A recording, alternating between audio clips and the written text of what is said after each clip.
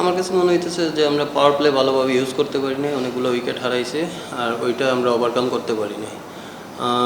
আরেকটা জিনিস আমার কাছে মনে হয়েছে যে ওমর জাই আর পারভেজ খেলাটা ধরছিল, বাট রান করার সময় আনফর্চুনেটলি দুইজনই আউট হয়ে গেছে। দেখেন, এইটা অজুহাত দেবো না আমি, যেহেতু প্রফেশনাল প্লেয়ার, আগে ব্যাটিং হোক আর বোলিং হোক আমাকে তো খেলতেই হবে।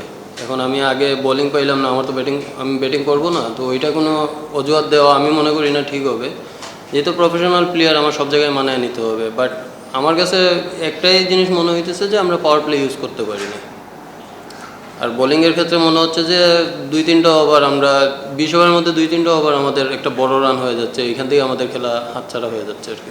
আমি আসলে এইগুলো নিয়ে কোনো চিন্তিতও না, বা এইগুলো নিয়ে কোনো বাবার মধ্যেও নাই। আমি শুনতেছি, বাট এগুলো নিয়ে আমি চিন্তিত না। বোর্ড যেটা ভালো মনে করবে, আমরা তো বোর্ডের আন্ডারেই আছি, বোর্ড যেটা ভালো মনে করবে আমরা ওইটাতেই আছি।